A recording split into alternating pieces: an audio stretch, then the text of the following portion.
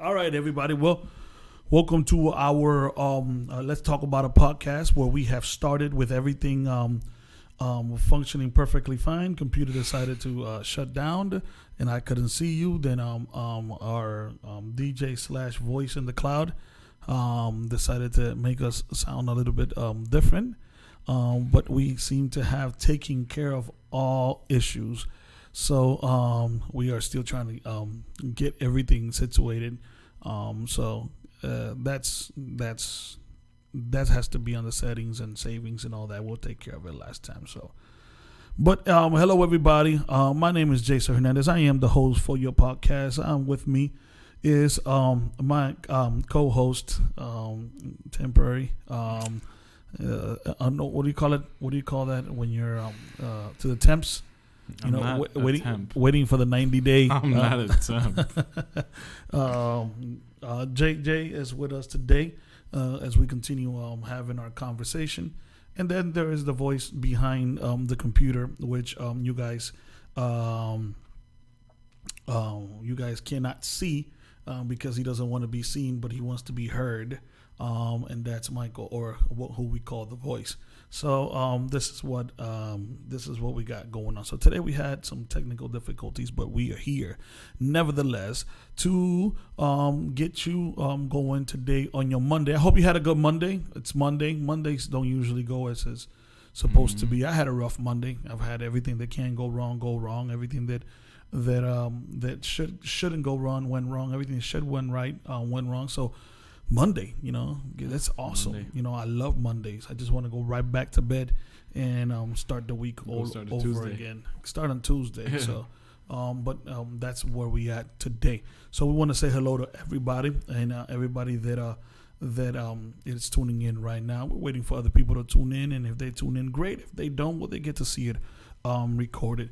So, but this podcast is, as we always tell people, in our Spanish channel, although our channel has become very bilingual, it's 100% in English, and it is meant to answer every question that can be brought up, any question that you have. Now, you might be listening to this in English because you understand English, but maybe when you want to ask a question or do something like that, you want to do it in Spanish. You want to welcome to write into the chat in Spanish, and we will still be able to help you guys and answer your questions. So that's what this podcast is all about. So before we go into anything else, we always try to bring questions, and if anybody has any questions or anything they've been thinking about or anything like that, we go into questions first. We always have something on the back pocket in case nobody has any questions that we can talk about. But we always leave it up to the questions. That's the idea of the podcast. So if you have any questions, this is the time to do it. So we'll see how we can be a blessing to you guys today. So if you got a question, write it down. If you don't, we'll go into whatever we have to talk about today. Any questions, it doesn't matter. English or Spanish, it doesn't matter. This is the time. So we'll answer any questions. We do have something we'll talk about it maybe after, maybe during the conversation you might have a question or anything like that, and you're more than welcome to ask the questions. Honestly, I really just want to make sure that you guys get your answers. So we'll just wait for your questions. So you see JJ looking at the phone. It's not that he's ignoring me, although it seems like he's ignoring me. He's on the phone now looking at you guys' the chat and all that stuff. You can't be ignored. You can't. I refuse to be ignored. I am the voice. So Mike's just the backup voice? Mike's the backup voice? Mike is the co-voice. All right. Oh, he can be the co-voice, but I'm the temp. No. You want to be the co-voice or the co-host? I want to be a co-host. Okay. Well, you got to get to the temporary agency. We'll hire you in later. All right, let's see. It says, we got two questions. Question number one, Keishla says, what is your favorite book in the Bible and why? Ooh. What's your favorite book of the Bible and why? Proverbs. Why? Proverbs because God put a lot of things in perspective. So You know, when after Hope asked him, you know, all these questions, he answered him with a bunch of his own questions, and that put Hope. We're talking about Proverbs. Hope is my favorite. You said Proverbs. I know Hope. I meant Hope is my favorite book. Voice. I got nothing to say to that. Okay. What's your favorite book? But hold on. Hope is because he had a lot of question and God answered and put it into perspective. Yep. Okay. So JJ's favorite book is Hope and everything. So Michael, what's your favorite? I mean, I like Psalms. I think a lot of people like Psalms, but personally, I enjoy any of the books that have to do with history. Especially, you know, you guys know I'm a big history buff, so the Samuels, the Chronicles, the Kings, those are really rich when it comes to history and the story behind, you know, Israel. So I really enjoy reading those the most. What about you? Man, I don't think I got a favorite book in the Bible. Oh, what a cop-out. No, because I think I have a favorite collection of books. Because the problem is that I think the book of Romans is it's an unbelievable book that explains the gospel the best way. So personally, the book of Romans for me is a very interesting book. However, when I don't know if I have the best book, I really could not tell you.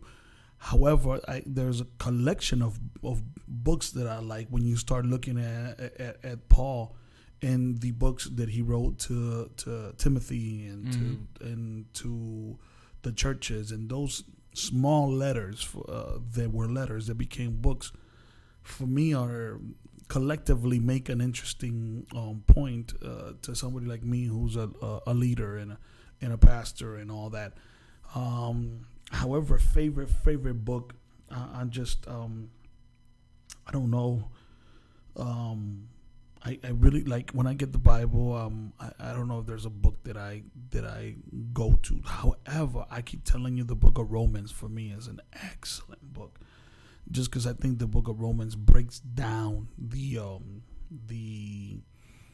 gospel the best way. So, and speaks about the struggles. Like the book of Romans talks about the things that I don't want to do, I do. The things that I do, I don't want to do. There's all that stuff. So that the book of Romans explains a lot to the gospel. So I like the book of Romans, and all that. I like the book of Acts because it talks of so. I'm a preacher. So yeah. I have very difficulty to find out what that book is that I like. So I just kind of I like the Bible. So I like but however, if there was going to be one book, what do you think it would be one book that you preached about the most? I don't think about it. Like I don't have a book that I preached the most. I don't have a book that I have. If I look at my messages, I don't have a book of the Bible that I have a lot of messages out of. Wow.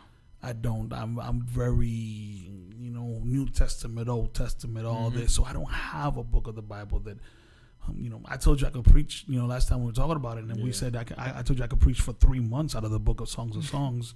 And the last week now I can't get out of the book of Songs of Songs because I just keep.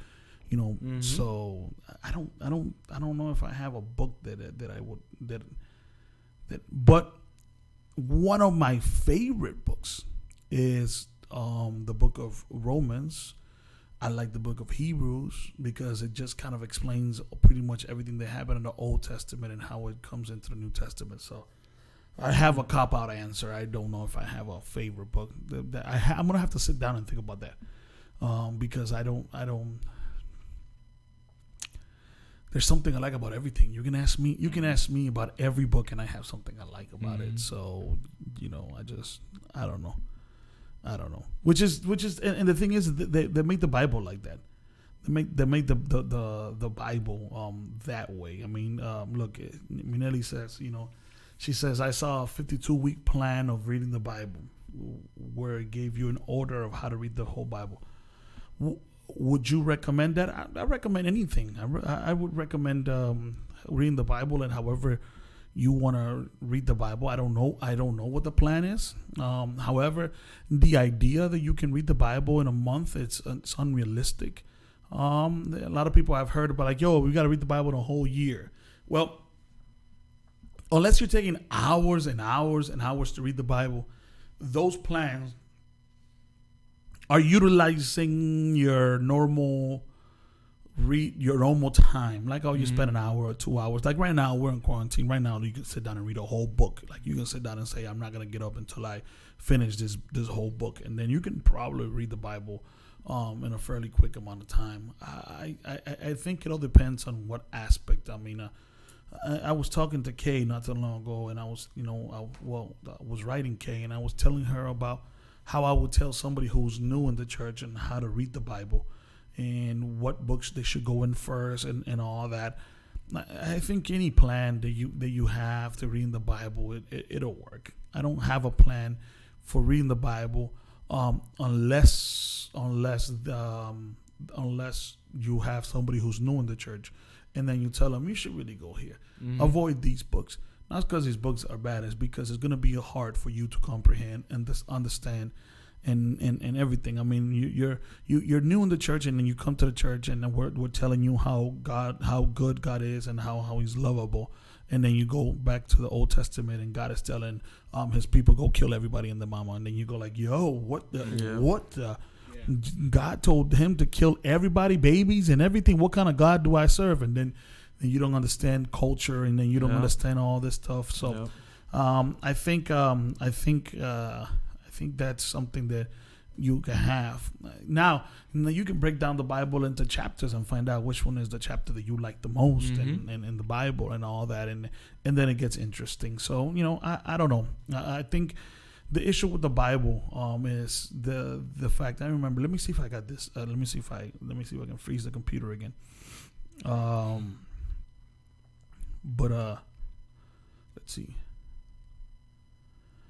I'm looking to see if I kept the conversation that I had with Kay on what me and her were texting back and forth, and I think I might have it somewhere around here. I don't know if I do, but because it kind of breaks down. Probably don't, but let me see. It kind of breaks down. You know, I delete all my text messages every so often. So it kind of breaks down the Bible and and how you can get to the Bible and how you. Here we go. All right, I found it. All right, so let's see.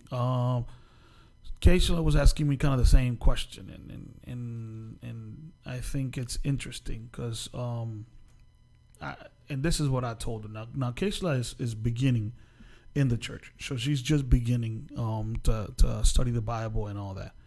So this is what I told her. I said on the Bible. She asked me about the Bible and how to read it, and because the same thing. Her Bible, I think, had a plan, and it would take a year to read, and I think she really wanted to read the Bible and understand everything. And I think that's great. And I think anybody who wants to read the Bible is great. But this is what I told her because she's new in the church. She's new in the gospel. So this is what I told her, and I have it. And I said, okay, so the Old Testament is a great part of the Bible. And although it has things that can be applied to us currently, both spiritually and literally, it is the background to the gospel. If you read it without an understanding, it can be overwhelming because it was a cultural application to the people of God. The New Testament presents to us the gospel in Jesus as it applies to us. I tell people to start reading the Bible in the New Testament as you learn about Jesus and the gospel. And then I go on to explain the Bible. And I said Matthew, Mark, Luke, and John tells us the story of Jesus when he was here on the earth. And although it seems like it's just repeating itself, in reality, each one of them is telling us their view on the story. The book of Acts is the history of the church as it began. Then you have the letters that the apostle wrote, explaining to the churches the issues that came up. Then you end up in the book of Revelation, the book about the end of times that has a lot to give, but you must be ready to understand because it is a prophetic book. So I tell her, I would recommend that you focus on the New Testament to learn the gospel and to give you something different to read. Like when I say give you something different to read is okay, but in between that, what can I read differently? I told her, I said, read the book of Psalms and the book of Proverbs. Why those? Because you can read those without a need of context every chapter that it has. Because every chapter in the book of Psalms is an individual, and they are songs written that both worship and feed our spiritual men inside. The book of Proverbs is a book of lessons, individual chapters with individual lessons. The book of Psalms, the majority of it comes from David, and Proverbs comes from Solomon, who's David's son. Now, this is what I read. You have to understand, the Bible is not set up in a chronological way. It is set up in sections. You have the law, you have history, the poetic books, the prophetic books, which makes it hard to follow. Because if it was written chronologically, we would understand it a little better. For example, if you look at the historical books that Michael likes, where they talk about battles and stuff like that, it'll talk about David. Mm-hmm. So the story of the Battle of David, what he was going through, probably made him write a song. So you might be in, and I'm not telling you this by memory, but you might be in like chapter 20 something in the book of Chronicles, where it's talking about some kind of battle that David is having. And in that moment where he's struggling, when he's hiding, he decides to write a psalm. So now you can see David writing a psalm that is probably Psalm 100 in the book of Psalms. However, if you were reading the story and you're going, and then Solomon took all his army and he decided that he was going to follow David, and David now is hiding in the cave, and then David writes this psalm, and then you hear, although my enemies come against me, then all of a sudden you go, oh, I get it. Mm-hmm. So if the Bible was written chronologically, it's probably going to be easier to follow. Oh, okay, yeah. I understand why Psalms 23 talks about the shepherd, because David was, being a shepherd, and maybe one day he was out with the sheep and he decided to say, "You're my shepherd." Mm-hmm. So it would make more sense to follow it. Also, you have in the history books a prophet, for example, the book, the king. They had his enemy tell him that he was going to kill him and write him letters. And it says that he took the letters to the prophet. Right. Mm-hmm. Well, the prophet at that time was the prophet Isaiah.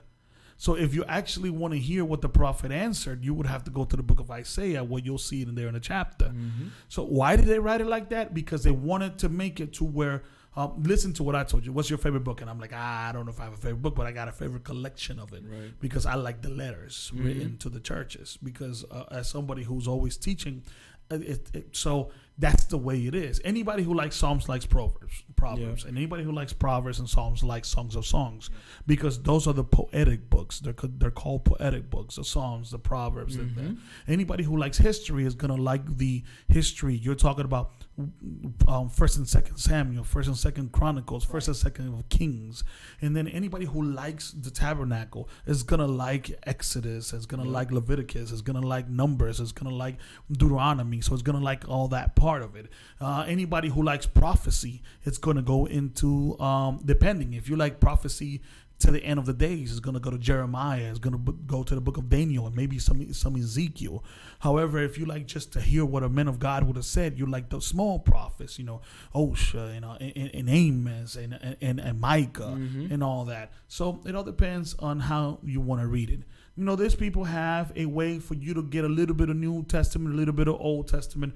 For me, it all depends, and I don't have a yes, no, this might work. I think the idea is that you get fed, and all of it can be applied to it, and go on. So I think that's the way to go. If you're really starting to read the Bible, you should start in the New Testament in Matthew. You should start and go on from there to get to know Jesus. However, if you're going to start in the Old Testament, visit those Psalms and the book of Proverbs, and you get some of that stuff. So that's I think the way that I would visit and go about it. So all right, so I don't know if I got any other questions. I don't think we have any more questions that has come up.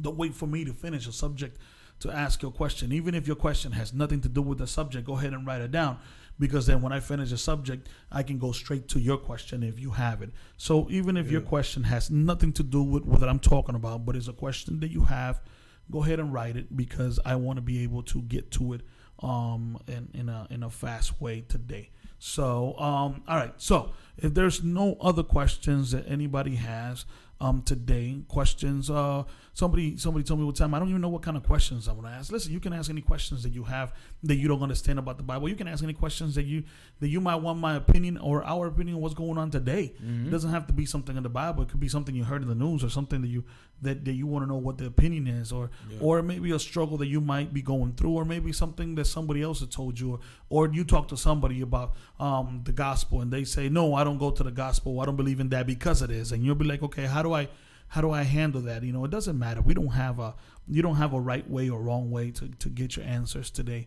or anytime when you're in this podcast. We're all about just whatever you need and however we can handle it, and that's what we're all about. So and while your questions coming, and if you do have any more questions, go ahead and write them down.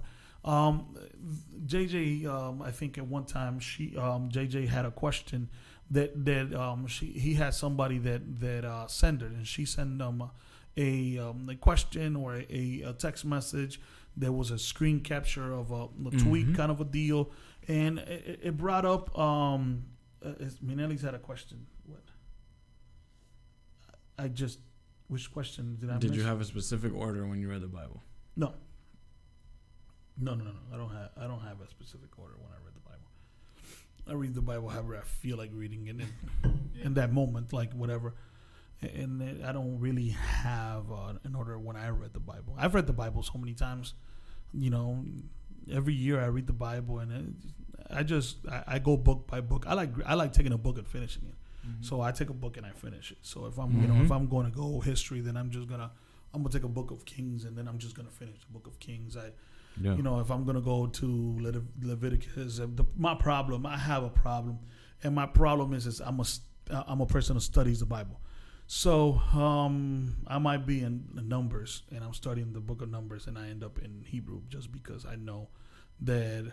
Oh, hold up, man! I know Hebrews, and then I always read the Bibles with a new Bible, and the new Bible has with the verse maybe has a little note that says this, and now I went to the note. And now I'm putting down a message, and I was like, oh my God. Right. You know how people, how you start watching this video on YouTube, and then like 3 hours later you're watching people breaking their foot and skateboards, and you're going, how did I get here? Like I started with a basketball. I'll start with something and then end up with like a bunch of Indians making like pools in the floor or something, but not like breaking feet. Bro, you're looking at people breaking their foot skateboarding. Like you're talking. No, I don't look at people. I'm saying that you might start with this and end up in like skateboarding fails this and that, and then next thing you know, what happened to the foot is part of the video, not the video about that. Okay. With your Indian pools. Hey man, they're pretty good. They get it done. Yeah, with hands. All right, let's see. Some people are saying that churches that are still open are the ones with true faith in God. What do you think about that? What do you think about that, Pastor? I think that everybody has the right to their faith. Right. And if a church wants to have the faith that they should stay open, then God bless it. But here's my problem. Okay, let me put it to you this way. I'm a pastor in our church, and our church has not been open. We've been giving service, but our church hasn't been open. Well, let me tell you what I think. Let me tell you the difference between my faith and your faith. And that's the issue here, is that if I open the church, then the people that didn't go, they missed church. Right. So the people that stayed home because they don't want to go out because they don't want to get sick, then they miss church. And then the people that do is because they didn't miss church. So we start talking about faith and about that. I have faith in God. I have faith that He'll protect me. But I don't think that because I have faith that God is going to protect me that I should jump out the bridge because I have faith that He'll make me bounce off the floor. Like, He said in the Bible, He'll give me wings like eagles. So I'm going to jump off this bridge and You got pastors that say the Bible says they shall hold serpents, and you got some churches that part of the service is they have a bunch of snakes and they're holding snakes, and then all of a sudden the pastor gets bit and he dies, and you go, where your faith at, homie? Like, where's your faith now? So I'm not going to tell you that a church that it's open right now, it's got more faith than the other. I will, however, say that as a pastor, I believe in following also the rules of what has been provided to us by the recommendations by the government. The government does not have, and we cannot say, oh, they are taking our rights from service. They're shutting down nail salons and barbershops and bars and all that stuff. This isn't an attack on the church. They're not keeping us from worshiping. They're trying to do all that. So I think that it is important that we find a way to still be able to be effective and not. So what I'm saying is, if a church has a faith to stay open during this time, God bless them. And I hope they do. There are cases of churches that stayed open that the whole church got COVID-19, and even I heard about a pastor that passed away in New York from COVID-19 because he was talking about and everybody got sick and he ended up passing away. So what you don't understand is I can right now open the church and say the church is open and whoever wants to come in can come in. That's different than me opening a church and going, we have service. We are going to have service. Now the members of the church feel that they have to go to church because if they don't go, they don't have faith. So now you're pushing on their beliefs. So people want to question about the faith. Well, I don't know. I don't know if I have less faith than them because I'm following the recommendations of the law. The same people that want benefits from them, the same people that get a 501c3. They don't pay taxes. That's a benefit from the law. They don't want to now follow the law recommendation. So you follow the law whenever it's convenient to you. You don't get to have that. So. People really think that because they're Christians or believe in God, they're immune to the illness, and it's insane. Yeah, I mean, listen, somebody sent me one time an article about this Christian that went into this place to do missionary work because God sent him to do the missionary work, and a plague hit that place, and he was the only one that didn't get it. I believe it because God sent him. If God tells me right now, listen, I prayed for this man when I was younger in a revival that God told me to pray for him, and I put my hands on him, and they told me not to because he was contagious. They're like you can't touch him. Whatever he has on his skin is contagious, so you can't touch him. And I said, okay, can't touch him. Okay, I won't touch him. So he came up to the front. I want prayers where you cannot touch me. Okay. And as I'm praying for him, I feel the conviction of the Lord telling me, put your hands on this man and pray for this man.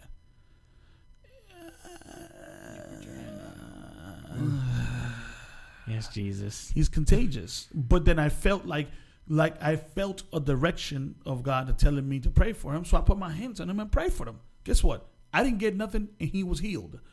That's that was a moment that God used in a moment. But at the same time, I'm right now washing my hands because unless God tells me to do something, I'm not immune. I'm not immune. You know what I'm saying? So, I just think that people like to play games and everybody's strong until they got it. You know what I'm saying?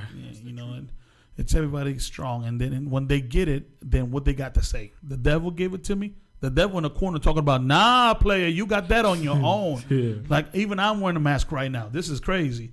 The devil in the corner with a mask. The devil in the corner with mask and glove talking about, I didn't give it to you. Which trouble? The devil's with the mask on. Nah. Stay away from me. So you got to go what you got to do. All right, let's see. As a Christian, when considering whether a potential relationship is going to be a blessing to your life, what qualities should one look for? Spirituality and otherwise. Especially if you're an active member with responsibilities with the church. Well, I'm going to assume, or if I'm going to add all this together, because I like to look at I like to look at the context within the question within the questions, and this is what I'm going. This is why I'm saying, as a Christian, when considering whether a potential relationship is going to be a blessing to your life, what qualities should one look for, spirituality and otherwise? And then it goes, especially if you're an active member with responsibilities within the church. I hope that your question is referencing a relationship within the church, and meaning having a relationship with somebody who has the same beliefs that you have, because I would hope that I hope that's what we're starting at. As far as what qualities I look into, that I would tell somebody to look, I'm in the beliefs that the person that God has for me has the qualities that I need and I didn't even see. Well, let me explain. I got married with my wife fairly young. I got married at the age of 19 years old. Not for any other reason than some people spend a lifetime looking for the person they want to marry. I think I found one, and I had the okay from the Lord. So I was like, I'm good. Do I tell everybody they should marry at 19? No. Do I think I should have waited a little longer? Hindsight, I think I would have been more prepared had I waited a little longer. In life, in other aspects of life, school, jobs, and all this stuff. I got married and I wasn't finished with college, and I told myself and my fiance that I was going to get through college, and I was going to go to college after we got married. But things changed. Now all of a sudden you would have to work third shift, go to school first shift, and now we have a baby on the way. So all of a sudden you pause school and you say I'll get back to later. There wasn't that much of internet school back when I got married. So all of a sudden, you open and close your eyes. It's been 10 years, and you realize you never actually finished your degree. You never actually. So, hindsight is 20/20, as they say. So, however, there were things that my wife and qualities that my wife has that I needed today, that I didn't know she had then, because I needed those qualities today.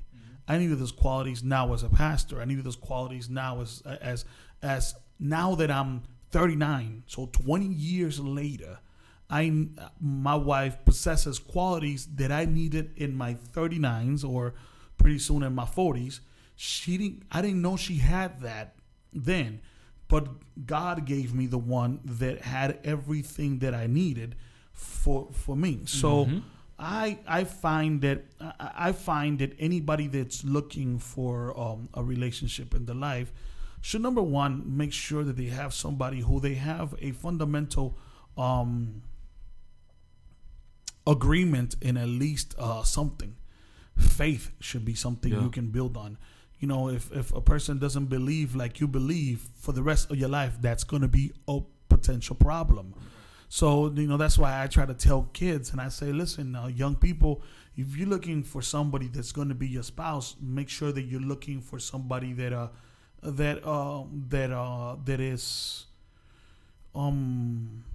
believes like you believe. And we get the theory of, don't worry, I'll get them to believe. Yeah, I've seen very few of those. Yeah, I've seen very few cases of that. Now, I've seen very few cases. For example, you got somebody like Jerry, who was in a relationship in the world. So he's in the relationship in the world, and then he decided to make an individual choice for him to become a Christian because he felt he needed it. And then he became a Christian and informed his girl, I have become a Christian, and I love you, and I would like for you to visit the church and see what this is all about, because this is going to be an important part of my life. He had somebody that said, I'll go with you. And she went to the church and she started learning and listening, and she also became a Christian. But this wasn't somebody who was in the church who left the church to find somebody outside of church to get convinced to come to church, because most of the time that works out the other way. that works out. Well, that works out like, oh yeah, sure, we'll convince each other. Yeah, somebody gets convinced, but I think that, and I'll tell you what, Jay, because I remember that you had a situation very similar to this, and I remember that one of the things that you ended up doing was when you came back. JJ has been, for those that don't know, JJ has been raised in the church, period. And so JJ was born not in the church, because that would have been nasty. But that would have been an interesting service. No, yeah. That would have been an interesting service. Yep. Pops would have probably kicked us out. Talk about you. Talk about the bench is dirty. What you doing now? Oh. But anyway, JJ has been raised in the church, and probably like a year ago or something like that, or whatever it was, like a year ago. He showed up out of nowhere and said, I'm going to be stepping out from the church, and I'm going to be leaving the church. And I think we're all in agreement that this had the influence of somebody from outside of the church. 100%. Yeah, 100%. There was this girl. Whoa! Do not play me. I was talking about your friends. I'm sorry. I'm talking about your friends. No, don't play me, bro. No, there was this young lady that was around at the moment, and for JJ to be able, he felt that for him to be able to pursue that relationship, the church was going to be a problem. So he decided to leave the church to pursue this relationship, always telling himself that they would end up in the church somehow together, because that was the idea. Yeah. I'm gonna go pursue this, and then I'm gonna go to her church, or go to this, or go to that. So that was the idea.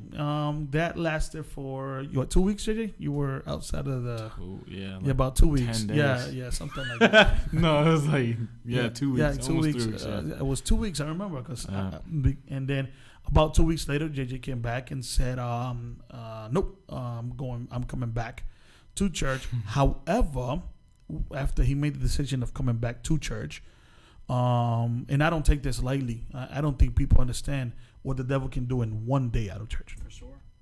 No, I don't take it lightly. Like when people say, "Oh, he was just out for 2 days," you know how much his life was in danger for 14 days. You know what I'm saying? Like for 14 days, his life was in danger. At any given moment, those 14 days, anything could have happened. And JJ could have lost his life. Definitely. So I don't take lightly the fact that it's just for 2 weeks. Yo, you know what? Think about what's happened in the last 2 weeks in this world. You know what I'm saying? So, anyways, so when JJ came back to the church, the young lady that was around was still around. JJ came back and she was still around, talking about what's happening, and I and this and that. And the reason I bring this up is because you then started having to ask certain questions about what is it that you wanted, and you started talking to me about, okay, listen, but this is what I'm looking in my relationship, and this is where I'm talking about. So what were those things that you were thinking about when you were trying to make a decision? Because you found yourself like, I do want to serve God. However, now I am in the middle of this relationship. And you started weighing a couple things in your head. What were those things that you were weighing in your head as you were trying to make this decision? Most definitely, it would be, the responsibilities that I left behind that I most definitely wanted to get back. I was a musician, and I left, and I had plans in mind that I had been praying about before I left. And once I came back, those were pretty important to me. But the first and foremost thing for me was just to be able to be along God's plan for me. So I wanted to do whatever he wanted me to do, his will, basically. So for me, what I was weighing was, how can this person fit in this? And after a lot of prayer, a lot of thinking, I just realized, it doesn't fit. And it was tough, because obviously you start a relationship and this and that. But for me, the most important thing coming back was just just being able to know what I'm doing is what God wants me to do. We had a conversation. You said, how can this person fit? And I told you, in every possible scenario that I'm thinking, this person doesn't fit in anything. There's already a what's it called? Like a barrier almost. Okay. Because she didn't believe the way I believe. Okay. So, and me coming back already, there's this tension because I can't do certain things. There's certain rules that I have to go along, and it ended up not working. So I remember the one thing that you kept saying is, how does, like you just said, how does this person fit? Mm-hmm. When I look at what I want to do, how does this person fit? And you started coming to the conclusion like it doesn't fit. You know, the question, it says, what are you looking for spiritually and otherwise? I think that you should, number one, seek for God's approval of who the person is going to be. You know why? Because I think that a lot of people, for example, preachers preachers, these young men and man that want their preachers. They want preachers for wives. Very rarely does it work. Very rarely do you have a preacher that has a preacher who, like, you very rarely see two preacher marriage, basically, like two just because you're looking. I want somebody that preaches, like, and now you have two leaders, two people that want the mic all the time. That's interesting to see in the services. And the thing is, hey, look at a relationship of a pastor when the wife really feels like she was called to be the pastor. Oh yeah. Forget it. Now you have a man who's a pastor, and you have the wife who believes she's a pastor as well, and they're both pastors. And now they're both sitting on the altar, and now all of a sudden God give the direction to. And it's like just a power struggle. It is a power struggle because and listen, I'm not telling you that preacher women are bad. What I'm telling you is that whenever you get somebody who I want the female version of me. No, I don't want the female version of me. I can't stand the male. I can't stand the male version of me. I don't want a female. Like, I don't want my wife to be the female version of me. I want her to be. I want her to preach like I preach. I want her to, like, you know what I'm saying? Like, you get two singers together, and now nobody knows how to tell each other that's enough. We're just always singing, always this, always that. So what I'm saying is that sometimes what we have in our mind that we are looking for, where we're in a leader, we think that we want a female or a significant other that has the same leadership skills that I have. We are looking sometimes for the other version of me, and I don't know that sometimes what I need is somebody that's nothing like me. Mm-hmm. Now I want her to be spiritual, but I want her to be spiritual and want God and love God above all things. Mm-hmm. And that's what I want. I'm looking for a person in a relationship that loves God above all things. However, I want her to be able to have the capabilities of completing me without competing with me. I'm sorry. Oh, you missed it. I'm checking audio, guys. I'm sorry. I'm checking audio. Every 10 minutes, you're checking audio. Make sure we're straight. We good, bro. We good. The people let us know. Yeah. You heard. You didn't hear that bar? That's not a bar. Man, that's a gem. That's a gem. That's not a man. What do we call that? What do we call that when he? This boy. Every time I say something, she's like, I was busy over here. What'd you guys say? Nah, man, you missed it. Forget it. What? That was good.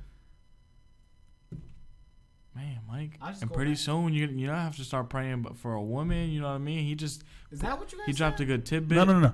What I said is that a lot of people in their lives are looking for somebody And what they need to do is find somebody who completes them. But because they're searching for somebody that what I think it's actually the female that I want or the person that I want, because I keep thinking that that's what I want. They end up in the search of finding somebody to complete them. They find somebody to compete with them. See? Yeah, that was a good one. See? Wow. So now I find myself competing with the one that should complete me. So I want. That gets to the bar. Hey, man, quit hating. Yeah. So what I want is somebody that knows. Yeah, he said we ain't rapping. No, we're poets here. We have lines in our poetry. Yeah. What do you call that? What is it? What we have to name that? A rhyme? No, it's not a rhyme. I'm not rhyming. No, because he said what he just said. I call it a bar. It's obviously not a bar, but like I want to give that like a certain like. It can't just be a good line. It can't just be a good line. Yeah, but like let's give it a name. I like lines. Anyways, we talk about that later. But anyways, what I'm trying to say is what you will find is you will find somebody that needs to complete you and not compete with you, because in the process of it, you will find somebody. Are you okay? Oh jeez. Are you okay? The snap. Aww. Man, that's loud. That was really loud in my head. I'm having issues today. So here's what I'm saying. What I'm saying is you when you're looking for it, you want somebody that can spiritually complete exactly what you need and not compete, because then all of a sudden when I'm okay knowing, I wish I could sing, but I'm okay knowing my wife is the one that sings. Because if not, we're both going to be trying to outdo each other while we sing. That would be. And listen, my wife, if I give her the microphone to preach, she'll preach. However, what we need to do is understand that although she can preach, she ain't the preacher. Right. And she's okay with that. She's okay with, I'll preach if you want me to preach, but I'm not the preacher. That's what you do.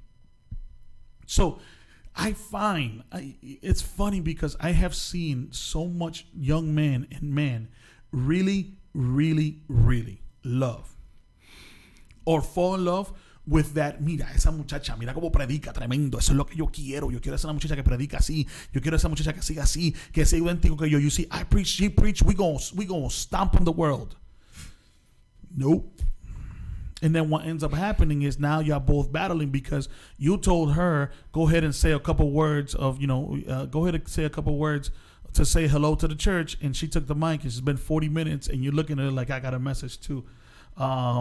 So is it totally possible two people can be believers, take church seriously, and for whatever reason still not fit? Absolutely. Yeah. Absolutely. Oh yeah. Absolutely. Yes, it is possible. Church don't make me compatible with you. Exactly. You can say hallelujah all you want, and I don't like the way you look. And even if you are compatible, maybe that's not the one God has for you. But and that's what I mean with compatible. Compatible. I when I say compatible, it's in all aspects of it. Yeah. I don't think just because we're in a church and we're both believers that means that we both fit. It is possible that we don't fit. It is possible that we both believe in the same God, but I can't stand the way you are, and you can't stand the way I am, and we think that we're okay, but we just can't do it. It's okay. I don't like who you are. And because we don't fit, because there has to be, hey, you know what? Here's the thing. I know for sure that in moments in my life, like listen, guys, I love my wife. Okay? Listen to me. Outside of the world, we would have never made it. Really? Explain that to him. Like in the world, without God, we would have never made it. How you figure? Because I am the worst person without God, I don't even like myself. I know who I am. I know who I am without. I know who I would be without God. And you don't like that person? No. Right. Okay. So I know that Chadi wouldn't like that person either. Yeah, but I bet you she doesn't like the way she would be outside of church either. And that's why we wouldn't fit. Because what I like about Chadi is who she is, but is who she is under the blessing of God. However, here's the part. In church or out of church, I still would have found her beautiful.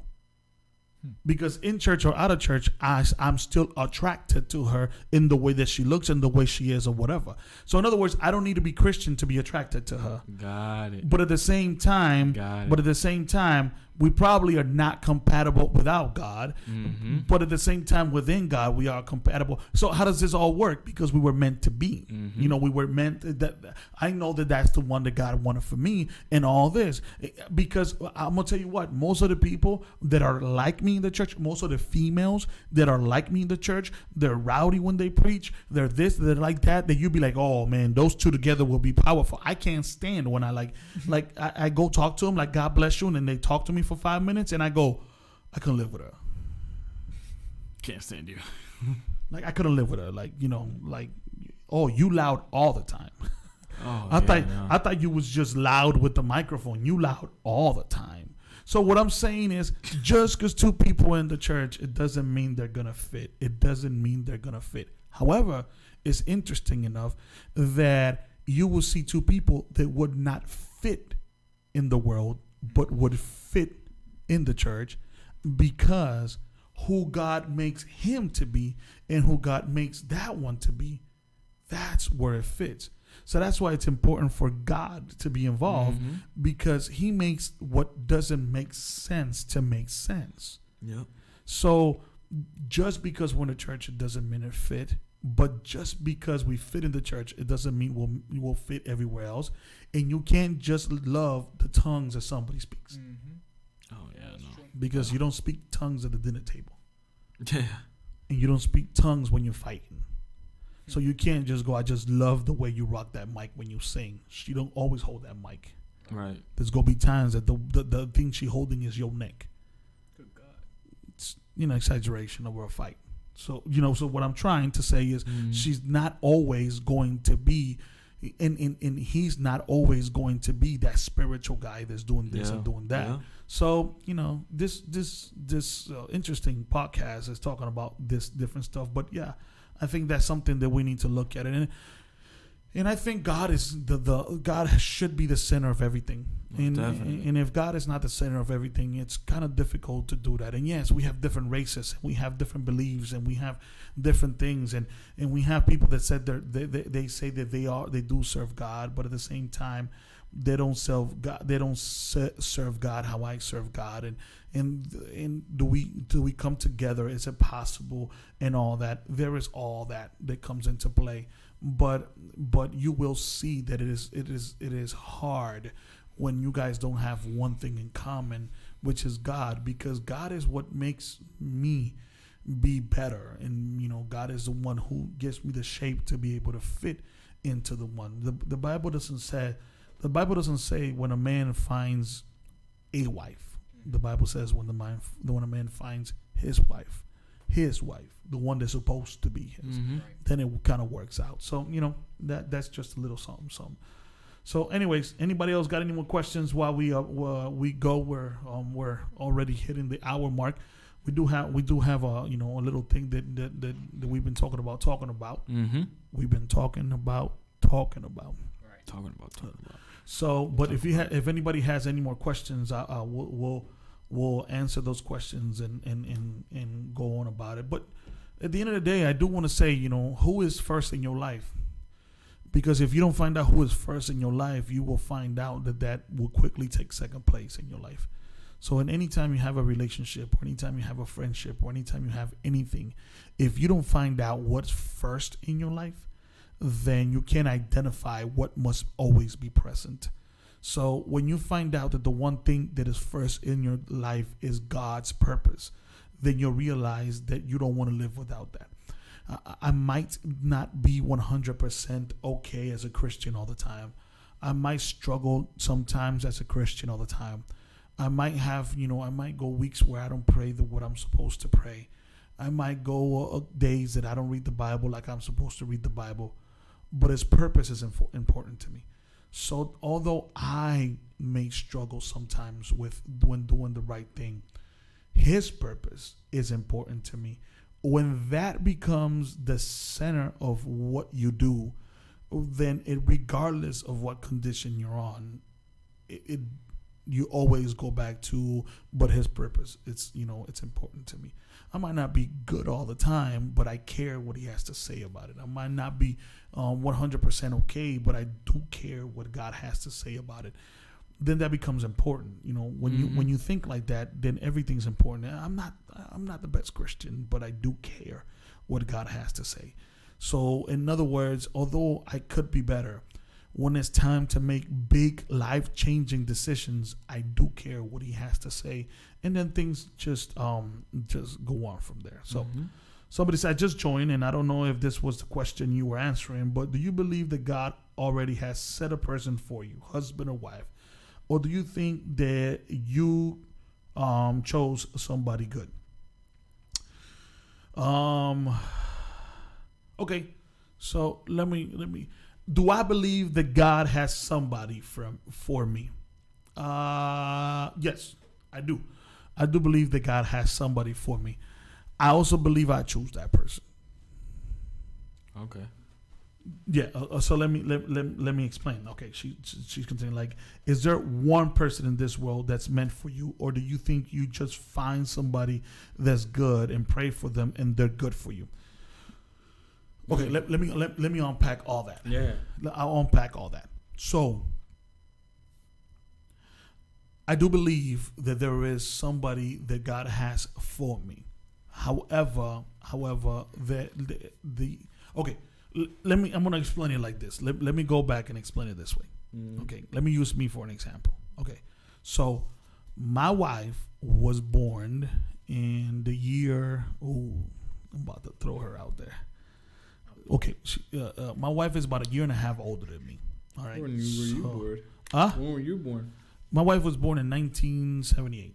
Wow. Okay. So I was born in 1980. It sounds like 2 years, but it's not. She's born towards the end of 1978.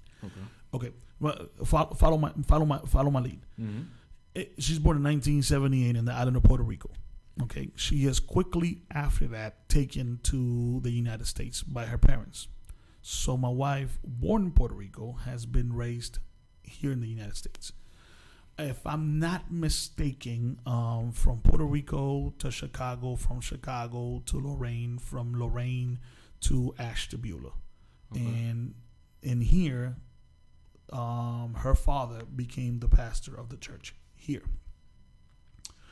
I was born in 1980 in the island of Puerto Rico, raised in Puerto Rico. I didn't leave Puerto Rico until I was about 12 years old. No, what? Oh, I'm not supposed to say that? Too late. I can't take it back. So I was born in Puerto Rico, raised in Puerto Rico. Okay. In 1980, we left Puerto Rico in 1991. It would have been around towards the end of 1991. Traveled to Nashua, New Hampshire. From Nashua, New Hampshire, there was the need for a pastor here in Ashtabula. So my dad then, the group of people that were asking for a pastor here, knew of a member of our council. And we got here, and I know I'm taking a long time to answer this question, Alenia, but just let me break this down so that way I can give you an example. So my father comes in here to pastor a group of people that they need a pastor. Mm-hmm.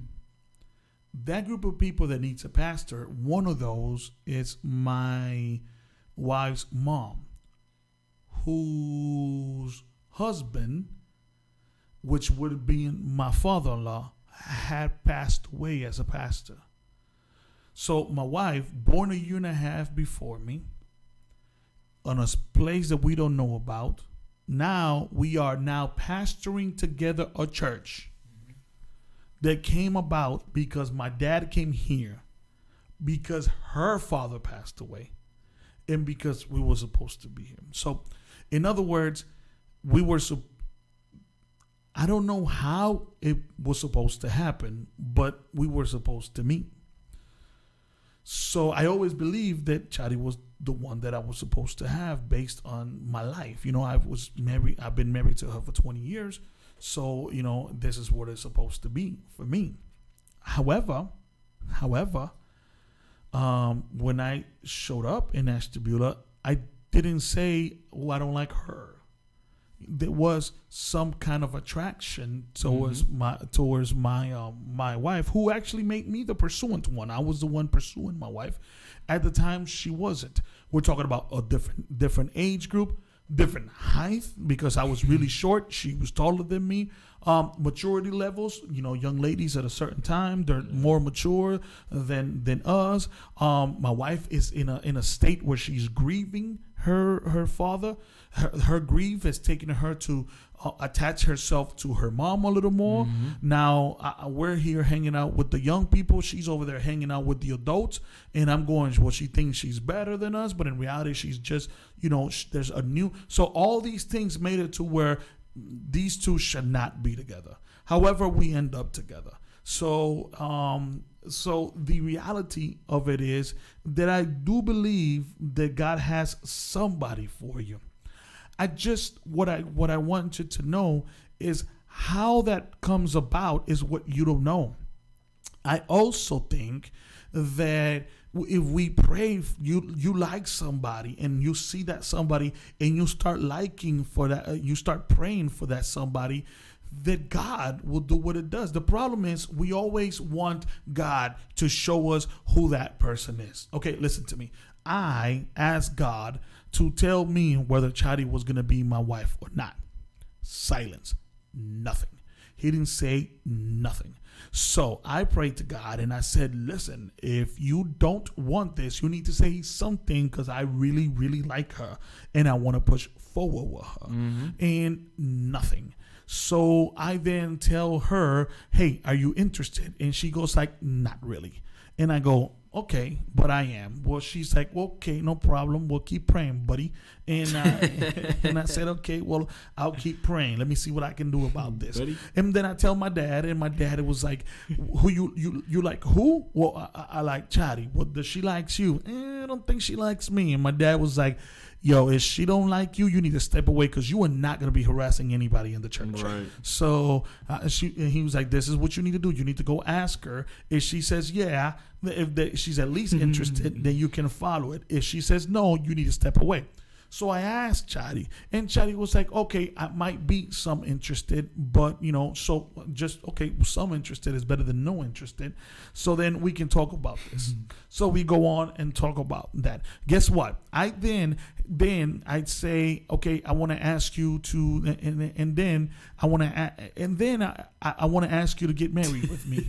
And she's going, but God hasn't said yes or no. And my wife was really strong about God saying yes or no. Mm-hmm. I don't want to make a mistake in my life.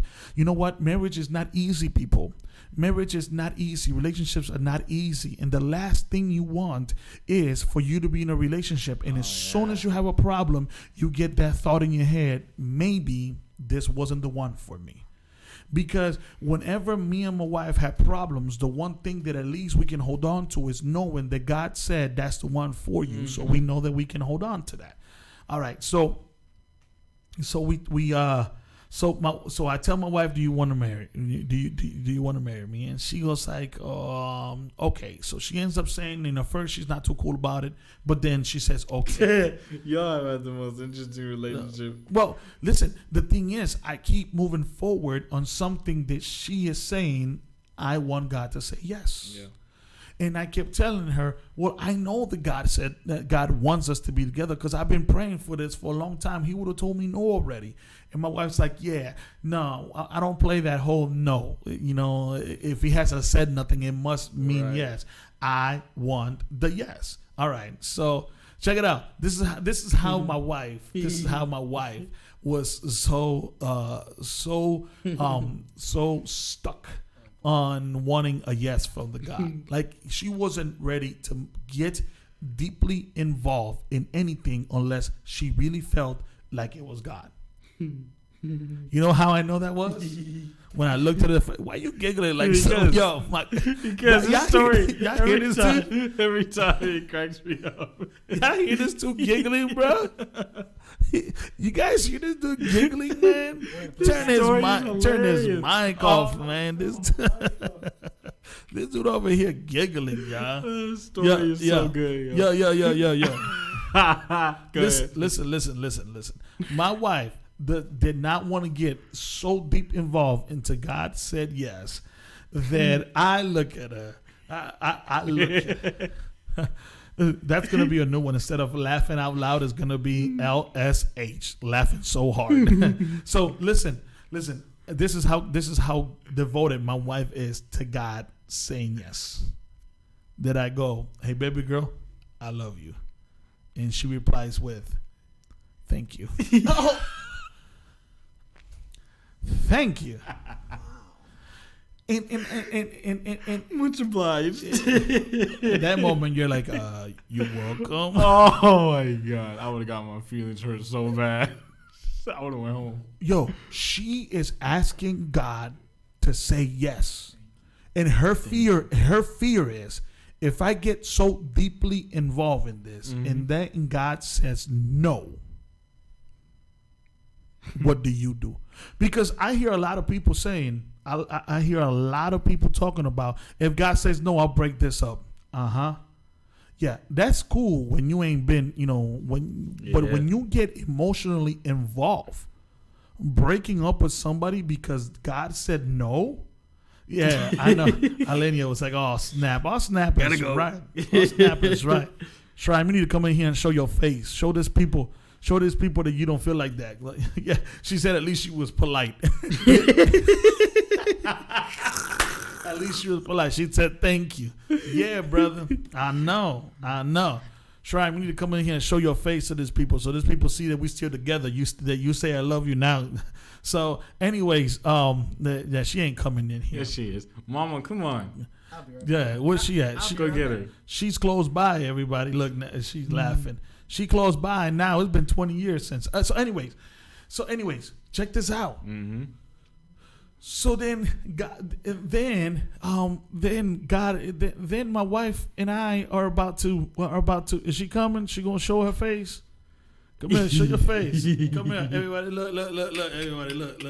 Yeah. Yeah. Do you love him? She love. do. She loving. Yeah, buddy. Hey, baby, thank you for that. thank you for that.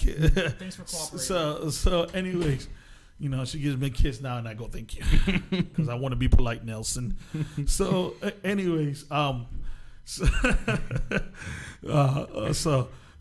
you see him on the phone. Everybody's like waiting for the delay because we all have a delay. We got a delay. We got a delay on our video, so we're trying to see it. We're trying to see. So, anyways, so the idea, to answer the question, Alenia, the idea is that that I do believe. And by the way, we went to this place. Yeah. Engaged. And this is what my wife tells me. Listen to me, people. Young people, listen to this. This is what she tells me.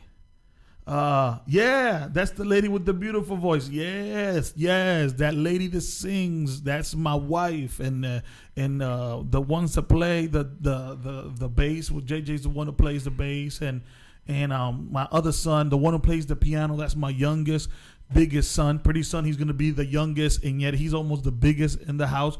Big for nothing. This dude is like, well, how old is he? He's gonna be 13, right? He's gonna be 14. He's gonna be 14. Yeah. He's gonna be 14 years old, and he's almost like 6 foot, and there's he's like the biggest. He's like the biggest one. So, anyways. So the lady, she goes like, oh, that's the lady with the beautiful voice. Look, baby, they call you the lady with the beautiful voice. Yes, that lady with the beautiful voice, that is my wife. Yeah, on Sundays when you see us singing, that is the whole family. You don't get to see Mike because Michael is always behind. I click buttons. Yeah. I click buttons. So, anyways, so listen to this story. So we end up going to this place.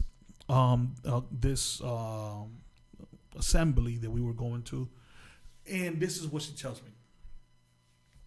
This is it. This is the weekend. If the God don't confirm this and say, yeah, we're breaking up. Bro. Yo, we engaged, my guy. Mm-hmm. Like, we engaged, my dude. How you feel? What? How you feel? Like, what was the certain feeling that you felt as soon I as felt like she said thank you again after I said I love her. At least she was saying I love you already. So we are both, like, we know we are engaged. She's got a ring in her finger, but she still hasn't received that yes from God. So she is like, and she gives me the ultimatum: is this weekend or nothing, or nothing. So we go to the place. By the way, 3-day revival, kind of a deal, and we actually traveled to this place. Check this out: day number 1, nothing. Day number 2, day and night, nothing. Day nothing. So we go the whole weekend, nothing. God is saying nothing. My guy, when I'm telling you, no, Keisla, listen, Keisla. Here we go. It is your mom and my mom that are twins. Definitely. Your wife. Your wife. Did I say my mom? Yeah, they're most definitely not twins. Your wife. Yeah. My mom don't look like. But no, but I agree with Keisla. Because Keisha's like, her and Ethan might be twins, but her and mom too. Like, we were literally talking about that on the way here. About that, yeah. We were literally talking on the way here to the podcast. We're coming in here, and I told Chadi, I said, I saw your twin today, because my wife has a twin, but they look nothing alike. But her older sister, which is Keisla's mom, they might as well be twins, because they might as well just be twins. It's amazing how much they look alike. That's amazing. So, anyways, so we go to this place. The first day we go, nothing. Second day we go, nothing. Third day we go, nothing. My guy, when I tell you I spend all that weekend looking for the prophecy, what I'm telling you is the guy would preach. Yeah, bro. The guy would preach, and then he would call people up front, and I'll be on the front talking about where he going. Where he going. I'm looking. Oh, he got his hand extended. Put your forehead in his hand. Oh, yeah. He's yawning, and I'm like, yo, pray for me, bro. Like, I'm looking like nothing, brother, nothing. Man, brother. So the last day of this revival, they go and they say, let's pray to go home. The last prayer of the service. We're about to pray to go home. And I'm going, my relationship is over. Were you crying? What? Were you going to start crying? Was I going to start crying when? Yeah. There. No. At that moment, no. I don't even know. Like, I can't even believe that. You were in shock. Got it. So check this out. So they're about to pray. And it'd be like that. Yeah, it'd be like that. It'd be like that. Yeah, for sure. It'd be like that. Yeah. No, you know what you hate? You know what you hate? You hate when the preacher goes like, all right, I'm going to pray for everybody. And then you go up to the front and you're like, yeah, this man of God go pray for me. And then he looks at the pastor and says, oh, y'all help me pray. And you're like, what do you mean, oh, y'all help me pray? I'm going to get homeboy over there. Homeboy over there was sleeping half of the message. Now he going to come pray for me. Nah, man. And you're like, and the pastor comes and prays for you. And he leaves, but you stay on the front. Talk about where he go. I know the game. I know the game. I've been in both the looking for game, and I've been on the people looking for me game. Yeah. So, anyways, we're about to leave the service, and I go stand next to Chadi, and I'm standing next to her because I have been recording the whole. My job was to record the videos, so I haven't really been standing next to Chadi the whole time. And Chadi had been singing in the service because she had the. One of the devotional days, because wherever she goes, she's always singing. Mm-hmm. So we hadn't been sitting together the whole time. So now all of a sudden, bro, when I tell you I'm going to go stand next to Chadi to pray for the end of the whole revival. And Chadi is the one that told me, if God don't say yeah in this revival, this thing is over. because I'm not going to get any more emotionally attached other than this. When I tell you I'm walking to her and we're both realizing like, oh snap, like this is for real. And I stand next to her, bro. And I am standing next to her. Like, I almost want to look at her and go, can we get an extension on this? Or what we doing with this?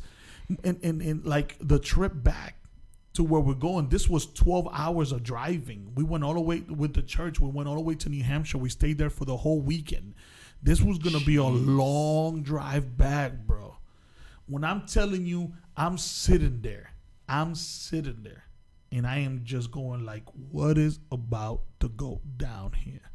Like, what's going to happen? And they say, amen, and she takes off the ring and gives it to me. Like, yo, what is about to go down? God. So that's tough. They go get some pastor.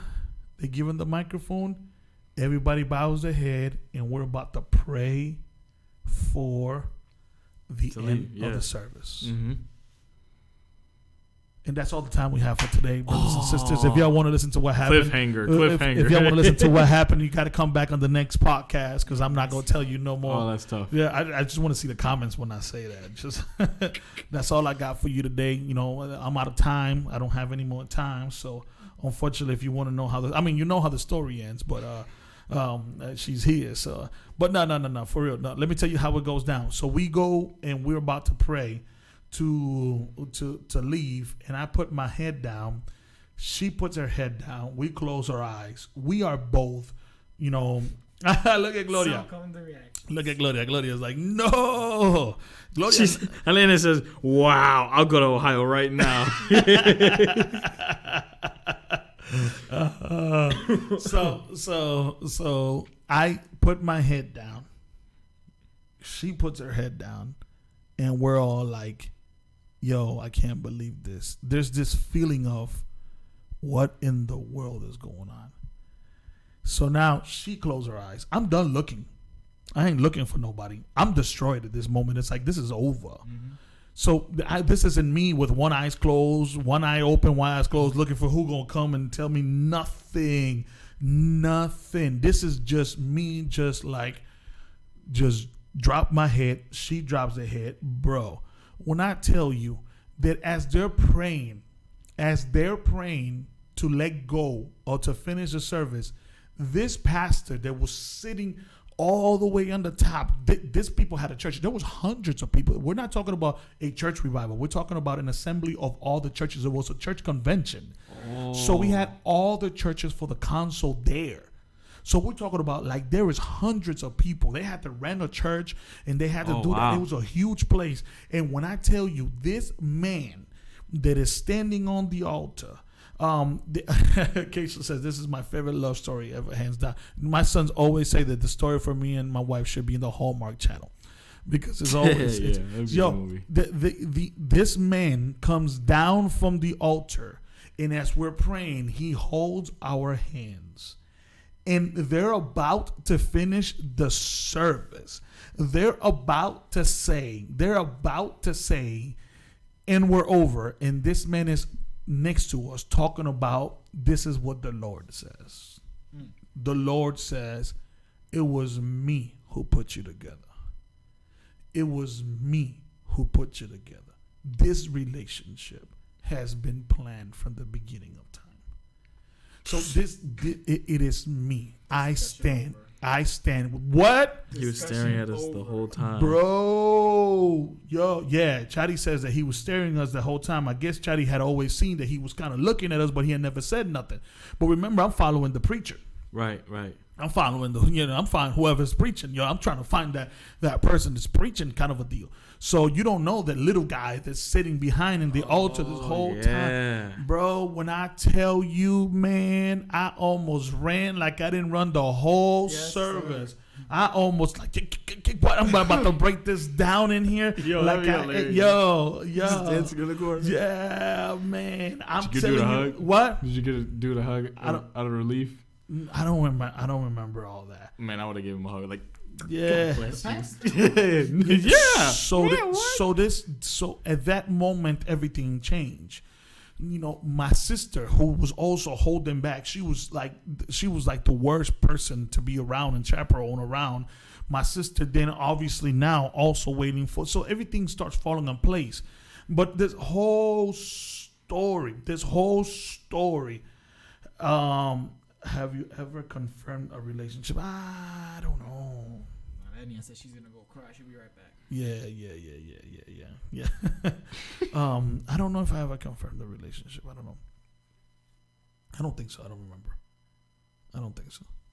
Yeah. So when you have somebody in the church that is asking for confirmation, I'd rather him or her to have it from somebody that's outside of the church. Yeah. Oh yeah. But anyways, so I am literally just like relieved. But this whole big old story is to answer the question, which was the question. The question was, do you believe that God has somebody for you?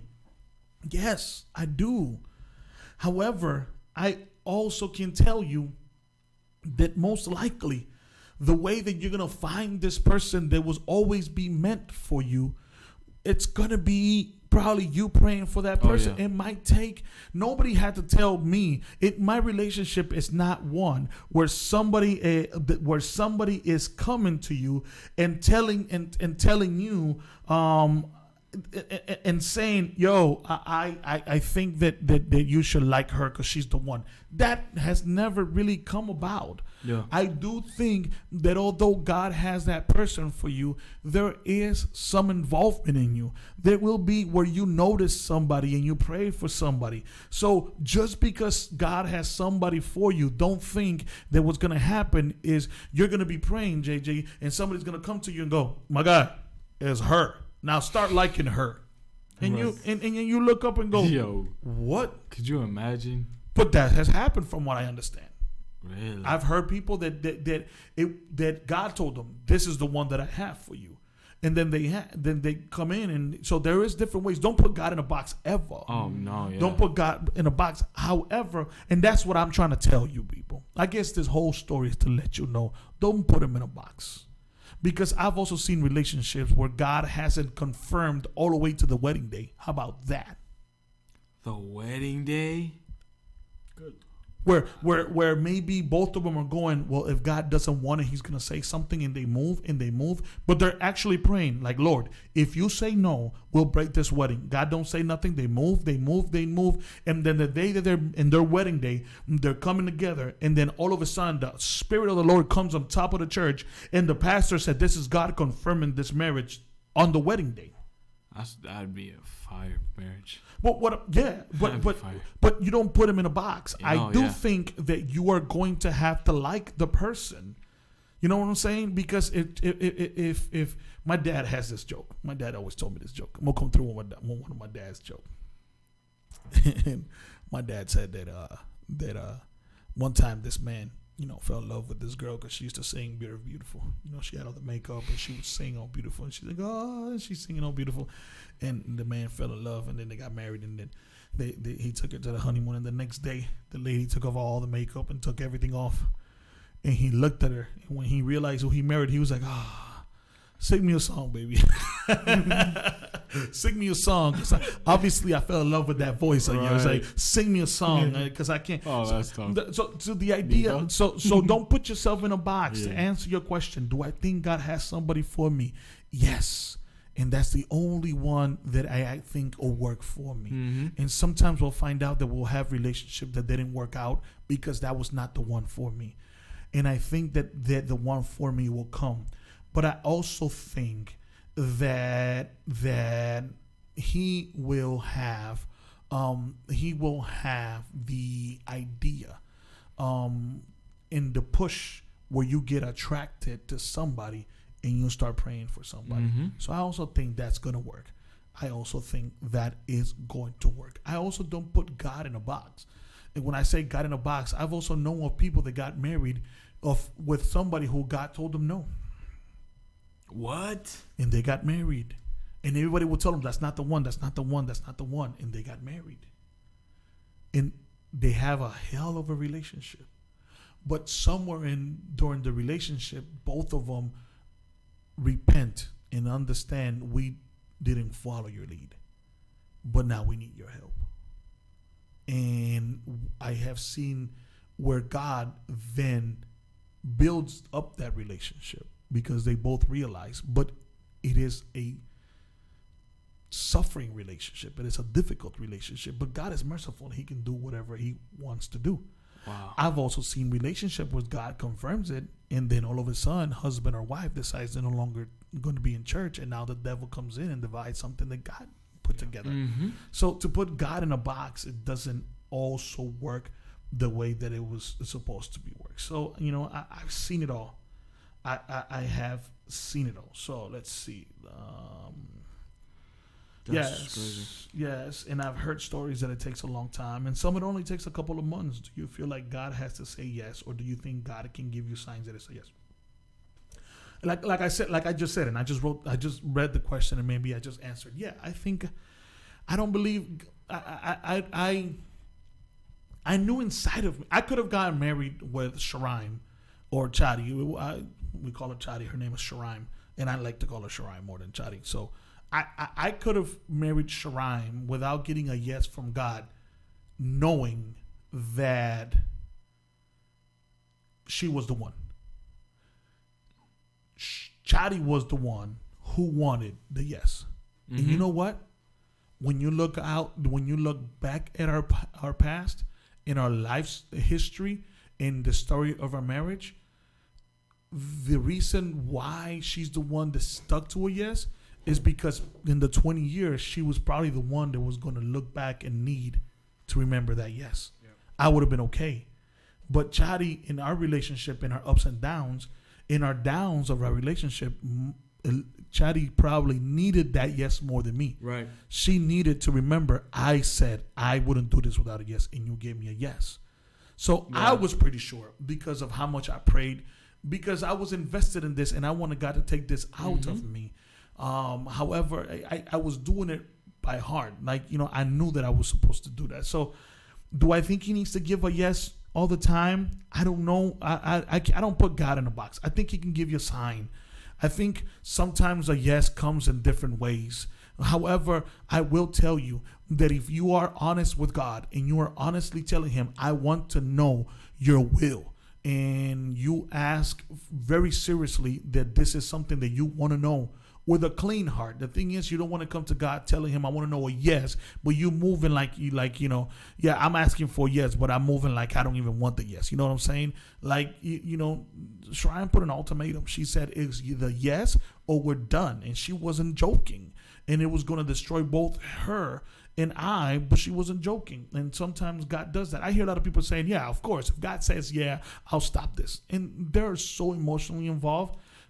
And that was Chadi's thing. Chadi didn't want to get to that point. That's why in the beginning I'm going, I love you. And she's going, even though I love you back, I don't know what to say. Thank you. Right. Because if I start confessing this out of my mouth and I haven't heard a yes, I'm going against myself. So, I just think it's important.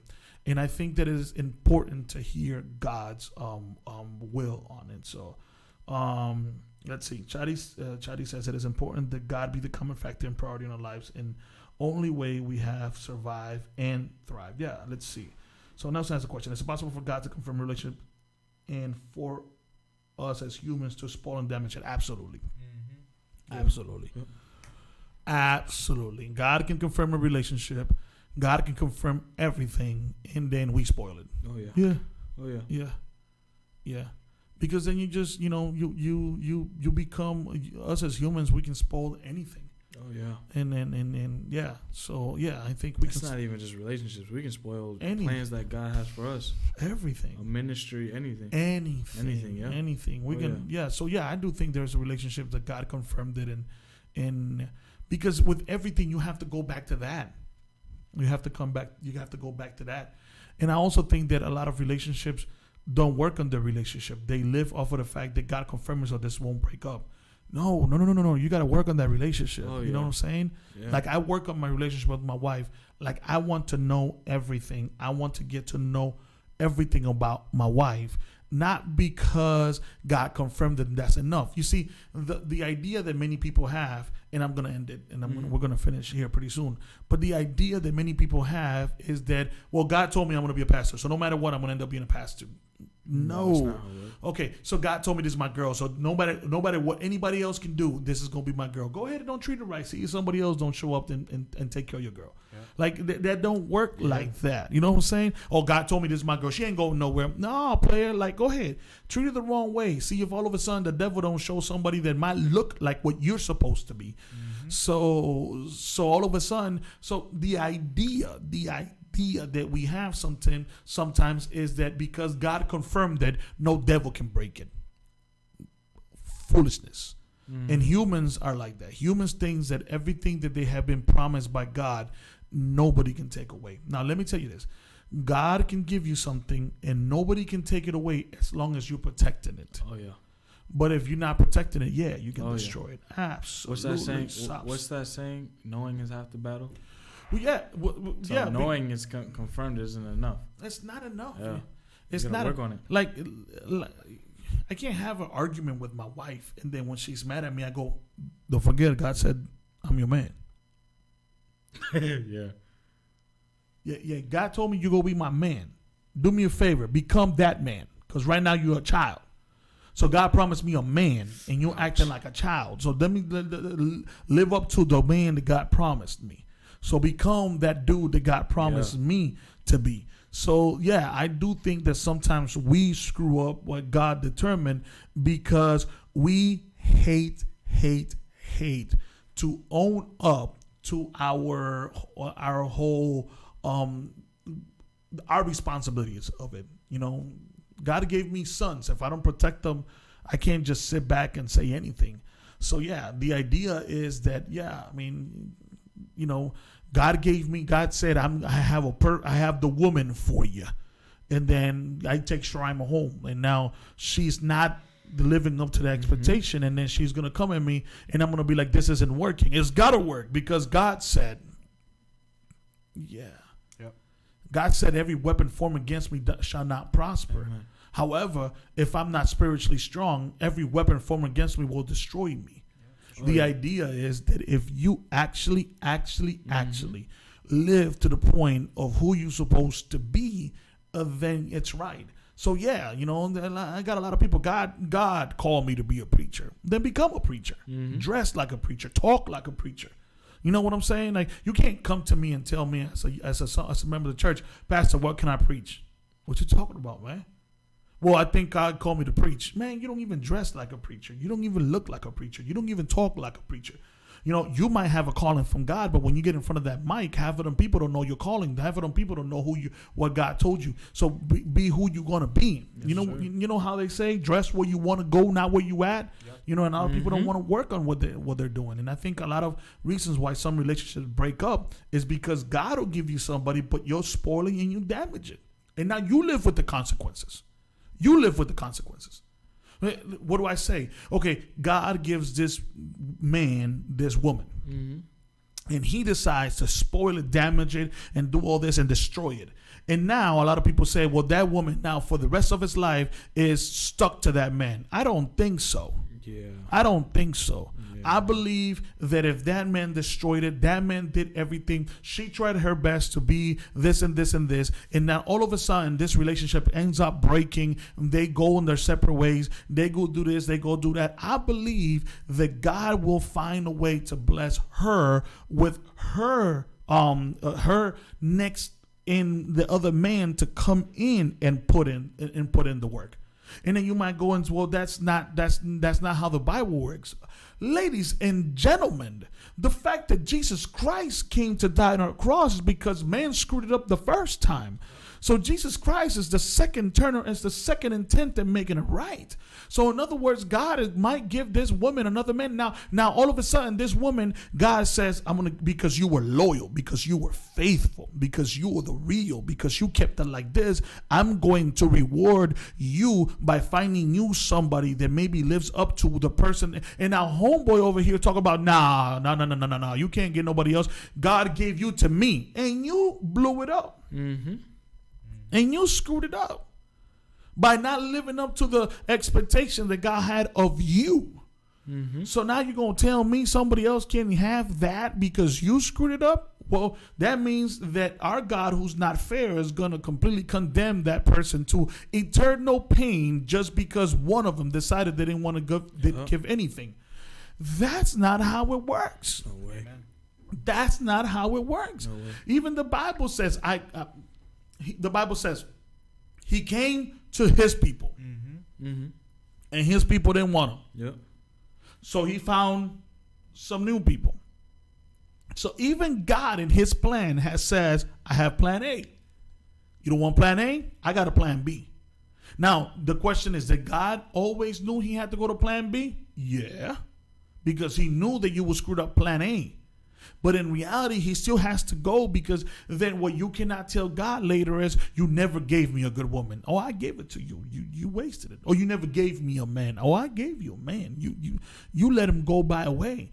You know why? Because he had everything you needed except the looks. Yeah. Oh, yeah. You have you know what I'm saying? But I gotta work on it. For example, look for example, and I don't think I'm the perfect man. I'm far away from being a perfect man. I am full of faults and flaws. Well, thanks for talking about my flaws. I didn't mention that one. I'm just don't mention one. We go flaw to flaw. See who wins. Oh no, I'm cool. No, I'm cool. So I know I'm full of flaws. I know I got issues. I know I got this. I know I got that. However, I do, because I like to be aware of my flaws. I work on that. So let me give you an example. So my wife, when my wife and I got married, I knew she was the one for me. I'm the one for her. Period. No problem. Blah. That's all. Okay. Cool. We got it. All right. Cool. You're mine. I'm yours. This is what we got. We good. That's what we got. Nah. Okay, now we married. Right. Now, how do I become not the man that God gave her? Mm-hmm. I'm already here. Right. How do I become the man that she wanted or that she likes? So now I devote myself not just to live the title of the man that God chose for you. Mm-hmm. Here's the important part. Y'all ready for this? Ladies and gentlemen, are you ready for this? You can live the rest of your life as the man or the woman that God gave your spouse. You can be that. I can be, for the rest of my life, I can sit comfortable knowing that I'm the guy that God gave Chadi. Right. I will forever sit in that chair. And if I'm okay with being like that for 20 years, I took the coward shortcut way out. Right. Because I decided in this 20 years that I wanted to be more than the guy that God gave Chadi. Mm-hmm. I wanted to now be the guy that Chadi wanted, regardless of whether God wanted it or not. So now I'm going to work on everything I need to do, so when Chadi looks back and they go, do you love your man? The last thing that she's going to say is, God gave it to me. She'll start going through the list of the good things I am.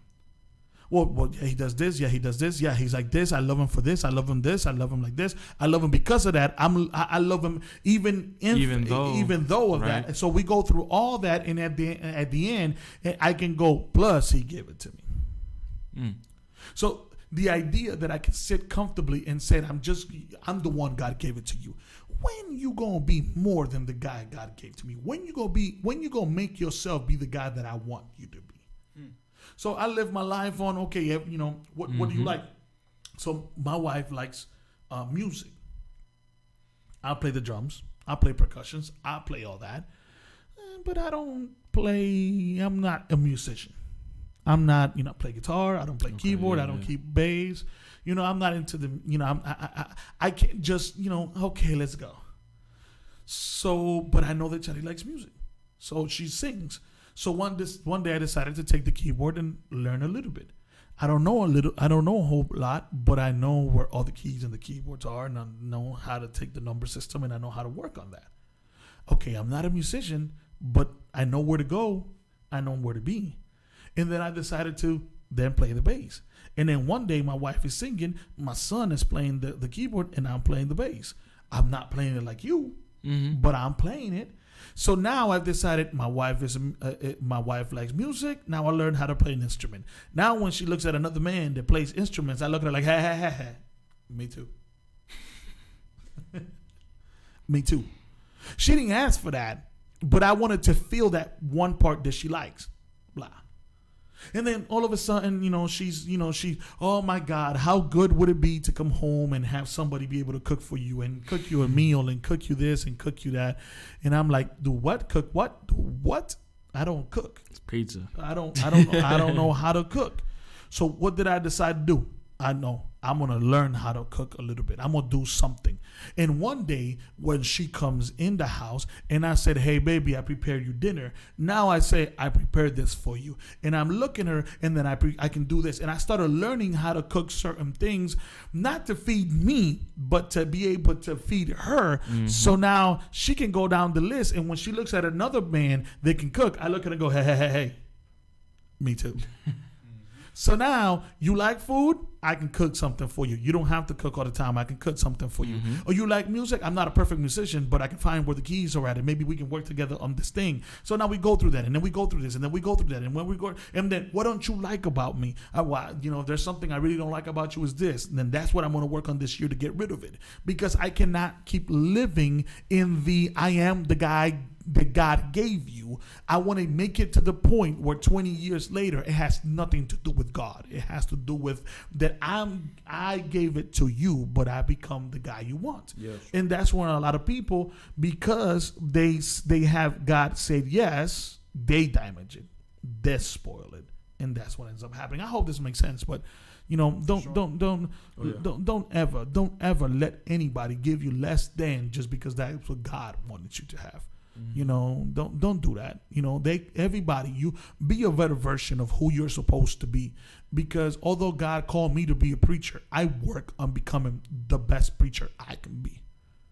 I want to be the best preacher I can be. Most definitely. And in reality, I want to be the best preacher you ever heard. Mm-hmm. And I don't feel that I'm competing with anybody. I just want to be the best you ever heard.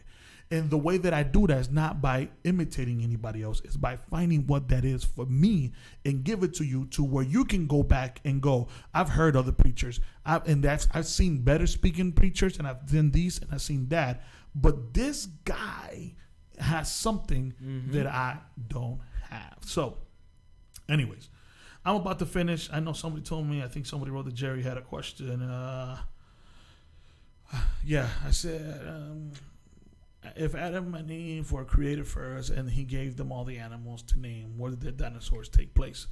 I can give you my opinion on that. And my opinion on that I don't have time to go into full details. It is my opinion. But I believe that dinosaurs were here before Adam and Eve. That's what I believe. So according to what we have learned or what I have studied in the Bible, I do believe that something. Well, Nelson said, "Wow, don't let anyone give you less than just because that's what God wanted you to have." That's a line. Bars. That was Yeah, the idea. It's kind of like a pastor telling you, take this. I'm gonna give you no good word, and I'm not gonna treat you good, and I'm not gonna do that, and you gotta accept it because I am the pastor God gave you. Live up to your title. For sure. If you're the pastor that God gave me, feed me, bruh. Give me, treat me. Don't give me the crumbs just because you're the chosen one. That's not how it works. Yeah, you were chosen, but live up to your name. Yeah. Live up to your. So don't take from somebody less than just because they tell you this is what God wanted. God never gives me crumbs. Why are you giving me this crummy life? God doesn't give me crumbs. The Bible says that the bread is for the sons. Amen. And yeah, although the lady said, yeah, but even the dogs can eat the crumbs. I'm no dog. I'm a son. So, so you need to have you need to have people understand that you need to live up to what you have. So, I mean, the bones date dinos before them, so I got that much. We're just wondering. This is my opinion. My opinion is that the Bible speaks about something happening and something happening on this earth. A lot of people have the opinion that when Satan was kicked out of heaven and he landed on earth, there was a whole destruction of the earth and everything that was in it.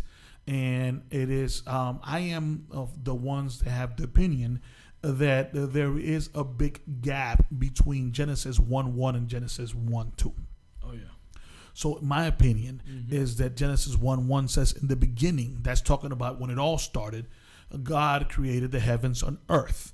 And then it says, and the earth was with void and no form. When you go to the basics in the studying of that verse, it doesn't say the void. When you go to how it was written in the Greek and the Hebrew, how it was written, it doesn't say in the word, the world was. It says the world became. God doesn't create nothing without form or void. Oh, yeah. Everything that God creates has a purpose. So a lot of people believe, and I tend to believe myself, that in the beginning God created the heavens and the earth, and there was something here that looked very different than what we have now. There's a possibility that that's where dinosaurs were at and all these different things, and that something destroyed all that.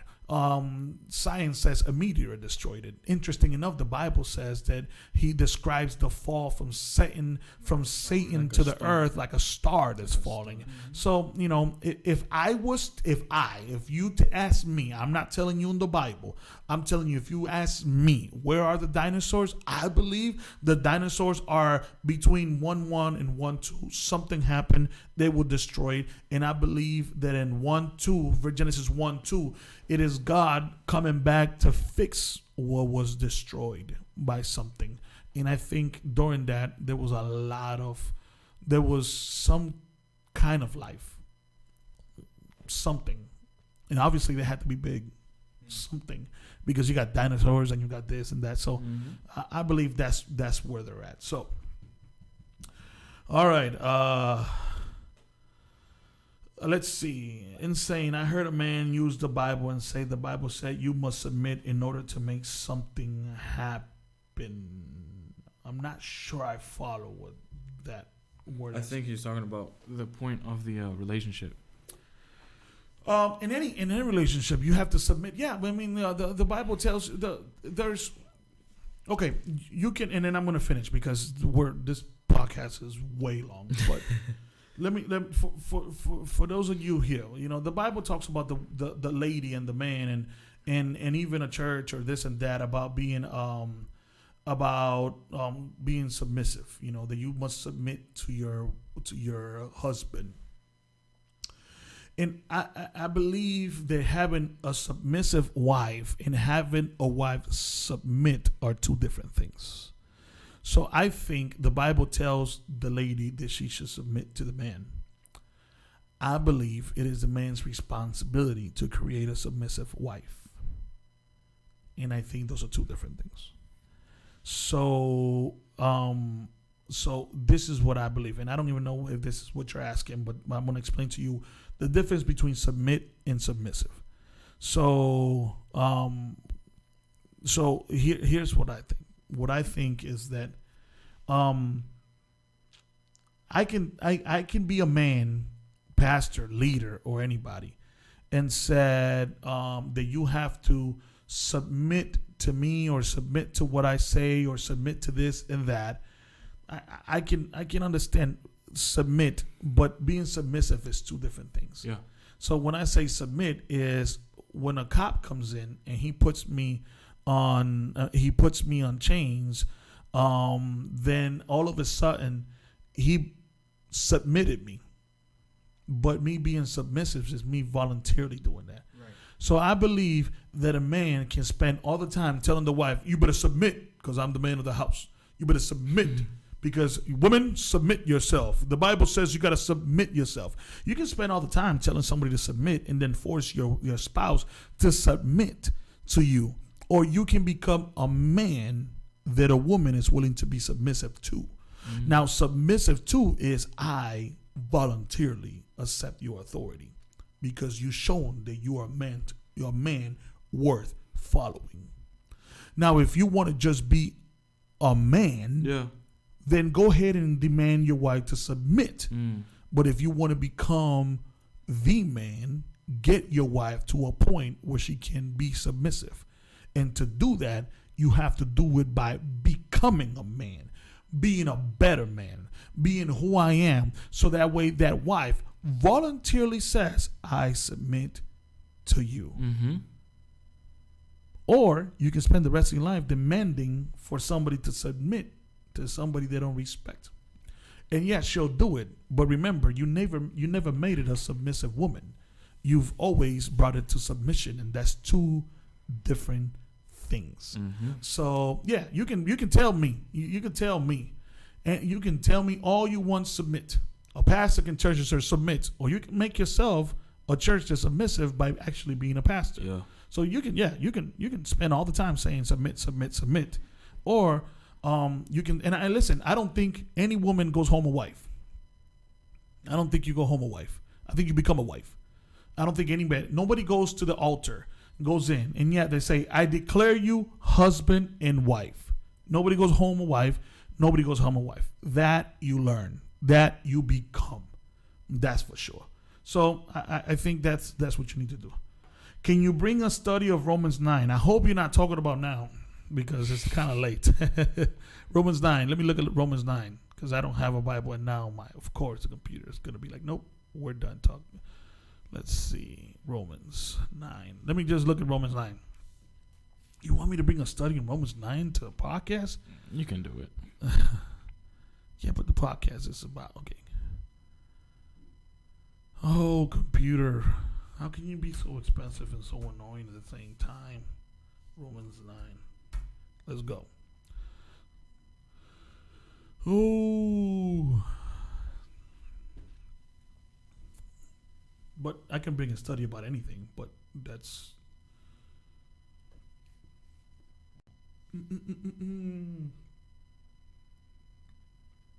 Hey, if you guys have any more questions, write them down now. I'm about to finish. I'm just looking at Romans 9 to make sure that I know exactly what we're talking about. And my computer is being a bit slow today. I'm here. I'm just waiting for the link to actually open. I'm gonna read it to you. You can read some. I'm looking for. I'll read all 33 verses. Yeah, it's kind of long. It's long? No, you can't read the whole chapter. But I can definitely, look at Romans 9 and find out. Or you can ask, or you can send some questions to me about Romans 9 that you might have.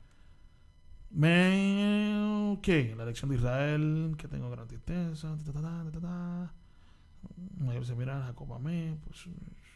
This is history. La justicia por fe que pues diremos que los gentiles esto lo otro. Yeah, sure. I can give a study. One day I can do that. No problem. Yeah, I can do that as long as I'm not doing your homework for you. Somebody instituto do a study Romans 9. Oh, I know. I got a couple questions. I got a couple questions in the podcast. So here goes. Here comes Jerry. From 6 forward. Jerry said it's Apple. Just kidding. Don't start, bro. You walking around with a whole plasma screen in your pocket. What? I'm not talking about my phone. I'm talking about my computer. I'm talking about his phone. Verse 6 on. Yeah, sure. We can talk. I can talk about anything. But if anything, just if you have any questions, don't just do what you. If you have any questions about that, just write it down whenever, and we can discuss it. That's not a problem. All right. If anybody has no questions, I'm going to finish. Well, I don't know how we ended up being a podcast about relationships and all that, but I guess that's what we do. We talk about it. So, Marriage counseling. 101. I don't think we even touch marriage. This is more about, you know, relationships and getting to know and becoming this and becoming that. So, hey, you know, our audience is the one that determines what we talk about, and that's what we're talking about. So, you know, that's what we have. What's up? Yeah. We can definitely talk about that. That's not a problem. I always break down predestination by going to the actual verse. If you go to the verse where it talks about predestination, it will tell you what predestination is. Because you can take a chapter on the Bible and say this chapter of the Bible is about being predestined. But I can tell you that estoy en contra del calvinismo, pero siempre ese capítulo es difícil de entender. Matt, question. After the information which concludes at the third verse of Genesis 2, strange thought, it might appear. Another account of the creation commences, which is altogether is different from the next. Question. Where's the question? After the information which concludes at the third verse of Genesis 2. Strange though it may appear, another account of the creation commences. Okay, let me see. We are really late into this podcast. Yeah. We are really, really late to this podcast, but I can look at Genesis. You said the third verse? Yeah. Concludes at the third verse of Genesis 2. Genesis 2? Yeah. Okay. Let me explain this whole thing. Okay. Let me explain. I want to explain that because I've talked to somebody about that. Why is it different? It's not different. It's two different. So one. There's a chapter in Genesis which goes into what it seems to be a what do you call when you make a summary? Yeah, a summary of how everything was meant or how everything was created. And then there goes into details in order. In the first day, God did this and this and this and this. But there is a part of it where all of a sudden it starts giving you a summary of why God created this and for who and who did this and who did that. So there is no, and I can take the time one day to break this down completely, but it's not that it's a different creation. Is that one talks about the summary of the creations. One tells you pretty much, and man was created first because of animals, and he gave this, and then God created this, and God created that. It gives you a summary of how the creation was done, and for who it was done, and how it was supposed to be. And one goes into the breakdown of the daily of how it was created and all that. So I can definitely go into detail with this one soon. I could take the Bible and open it. I mean, I don't want to cut anything off. We are 2 hours into the podcast, and I don't want to make this a 3-hour podcast. However,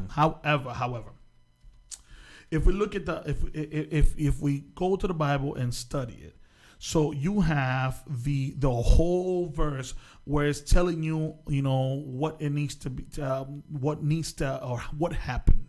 And then in the creation, in the first day, God said this, and God created this, and God did this, and you have it broken down.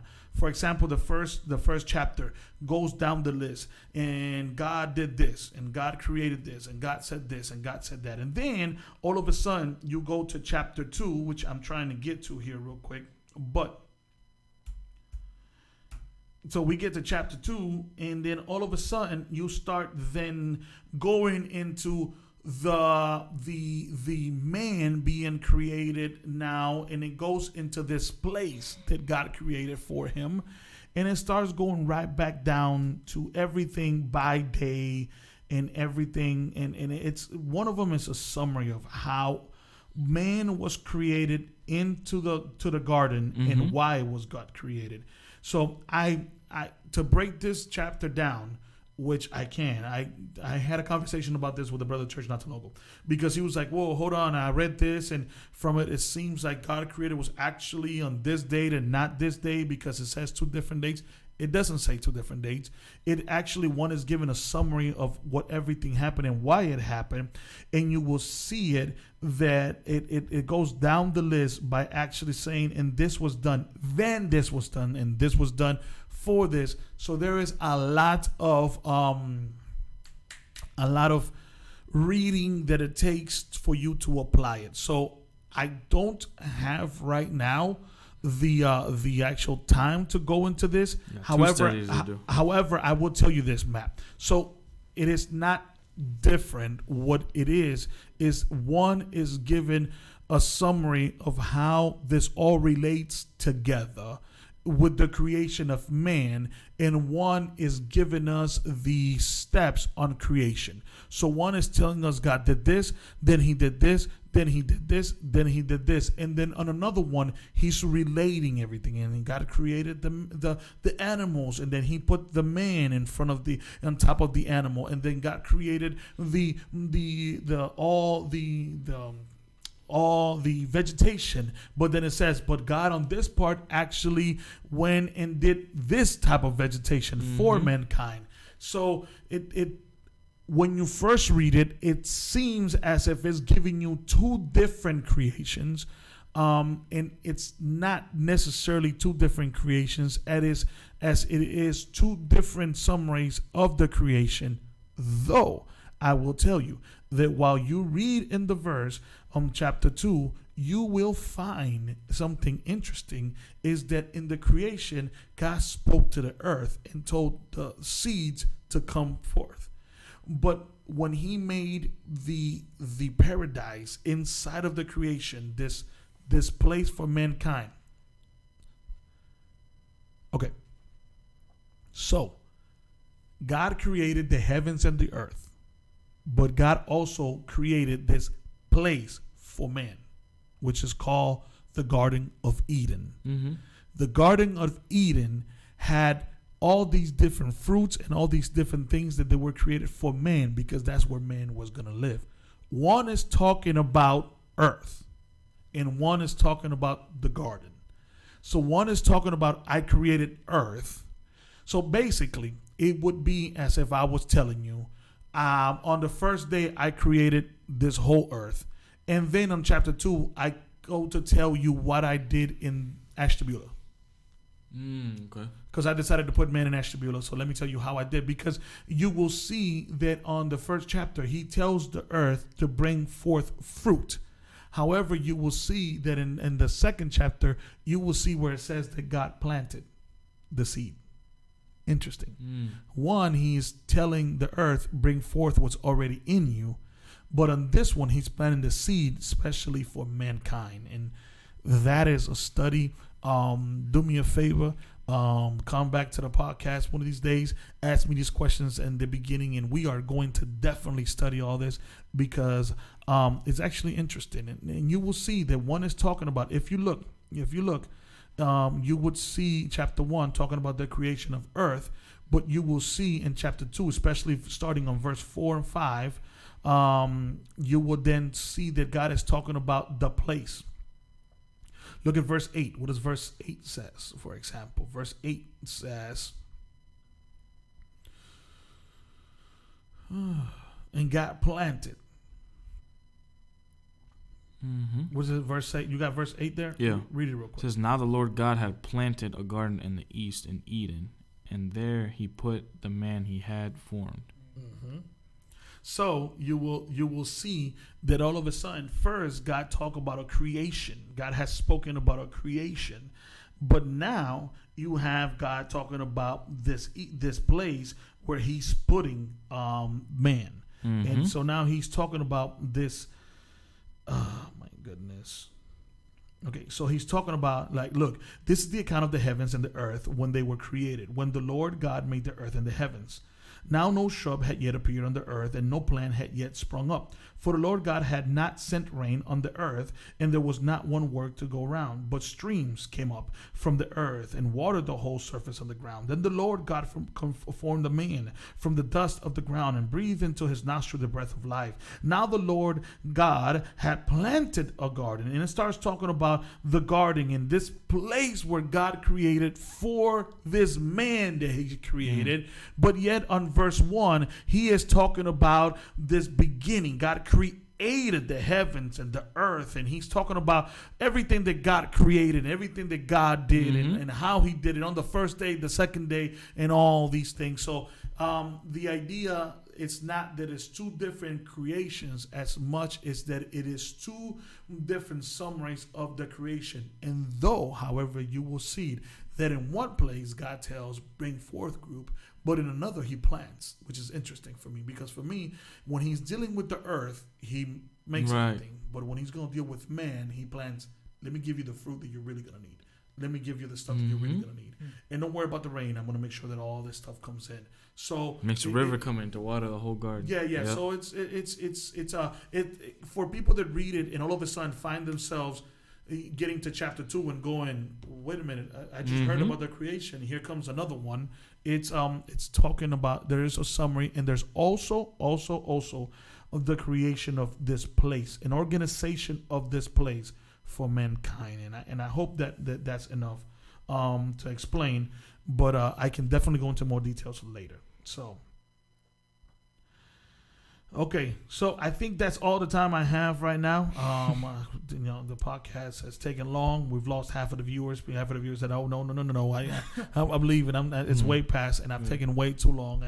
And I don't want to go by these questions lightly. It's just that I want to make sure that we give the time and it's worth actually the time. However, all these questions you can actually write down to the email that I will post in the description. If you have any of these questions, or write them down. If you have questions about a certain book in the Bible that you don't understand, write them, put them on that email, and on the next podcast that we have, we will start discussing these questions, and that way we give enough time for these questions. So this is all the time I have for today. I really have taken longer than I need to. I hope that everybody would get exactly what they need, and hopefully that everybody, Matt, if that didn't make sense, email me for real, and I'll give you the explanation. I know that the explanation might have been really quick and doesn't do the justice to it.